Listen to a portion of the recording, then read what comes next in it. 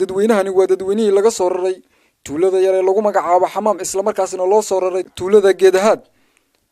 maamulka gobolka iyo ka degmada ugu horeeya barsaabka gobolka Salal Mawlid Maxamed Nuur iyo duqa degmada Seylac Saacad Daarciga xoog ayaa fulinta dowladda hoose degmada Seylac iyo qaar kamid ah xildhibaanada golaha deegaanka ee degmada Seylac ayaa waxa ay gaarsiiyeen deeq agab kala duwan iskugu jirta hostayaal iyo caawiyo iyo sidoo kale weelal ay cuntada ku cunaan maamulka gobolka iyo ka degmada ayaa waxa ay sheegeen ujeedada raritaankan ay dadkani ka soo rareen tuuladii Xamaas isla markaasina u soo rareen tuulada Geedahaad inay uga dan leeyihiin inay helaan ubadkooda waxbarasho iyo sidoo kale biyo caafimaad intaba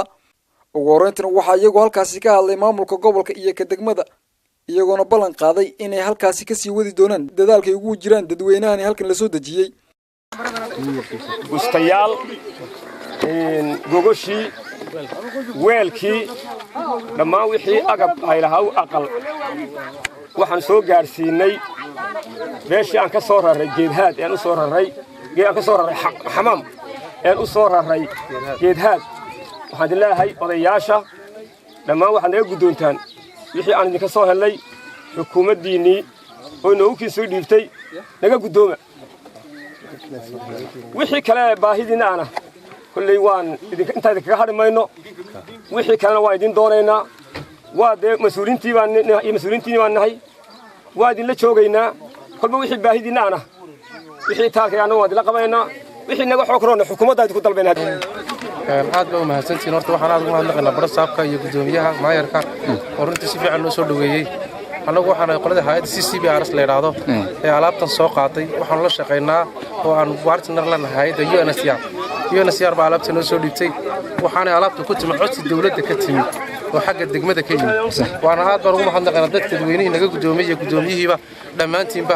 wada shaqeyn fiican baa leenahay wax badan insha Allah warajeynaa aad baan idin mahadnaqaynaa assalaamu calaykum ugu horreyn ilaahay baa mahadle suura geliyay in maanta halkan isku nimaadno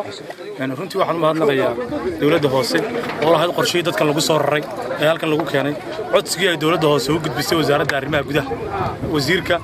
si fiican buu uga soo jawaabay alxamdulillah rabbil caalamiin dadkaasi la soo raray halkan la keenay ee ay dawladda hoose keentay halkan waxa loo keenay waa biyo iyo caafimaad iyo waxbarasho maadaama sidaa loo keenay waxa ay halkan maanta lagu gudoonsiinaya agabkii ay ku degi lahaayeen intii ka dhinay waxaan u mahadnaqayaa dhammaan cid kasta oo ka shaqaysay oo wasiirka arrimaha guduhu hay'adda UNHCR CCBRS iyo wasaaradda arrimaha gudaha oo ahaa qofkii koowaad ee ka jawaabay baaqan markii loo geeyay ee maayarku u geeyay wasiirku alxamdulillah rabbil caalamiin sidoo kale waxa isaguna halkaasi ka hadlay Suldaan Cabdisamed Maxamuud Cilmi oo ku magac dheer Cabdi Maroodi isagoona uga mahad celiyay xukuumadda iyo mas'uuliyiinta ugu horeeya barsaabka iyo duqa degmada deeqdan yar ay soo gaarsiiyeen dadweynaha halkan ay ku dhaqan dadkan waddanka laga soo raray Xamaam waxbarasho ma lahayn caafimaad ma lahayn alxamdulillah waxa la keenay Geedahaad waxbarashadii biyihii waan ku mahad celinaa waxa loo keenay maanta wixii agaba dhiman insha Allah dawladda waan uga fadhinaa dadkii deegaankii maamulkii looma kala hadhin insha Allah intaan ka badan warajeynayna ugu dambeyntina waxa iyagu halkaasi ka hadlay dadweynihii deeqdan la soo gaarsiiyay iyagoona ka mahad celiyay santaay waxa ay soo gaarsiiseen maanta waa niga gudoon in badan oo dhibanna way jirtaa intaana waa niga sugaynaa inta waa niga gudoon waad ku mahadsantiin 100% inta kalena wax badan oo dhiban way jiraan hadday tahay qonna hadday tahay wax badan oo dhiban way jiraan waxaana ninka niga sugaynaa waad mahadsantiin 100% asal soo raray ee la dijay Geedahaad marka dawladda waan sugaynay maantana waxay noo keentay alaabtii madaxeygay noo keentay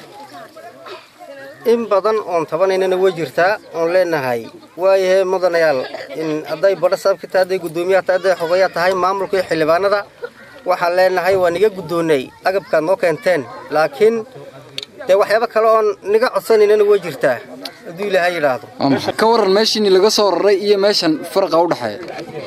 way kala fiican horta meesha dugsi way leedahay biyihina way leedahay marka laakiin waxaan jecelahay inay dawladdu si fiican noo gacan qabato maxay naga gacan qabato waxyaabaha hadda naga dhidhimanay hadday hay'adaha nala soo xiriiriyaan hadday maamul fiican ay noo sameeyaan waxyaabaha oo dhan ma ka codsanaynaa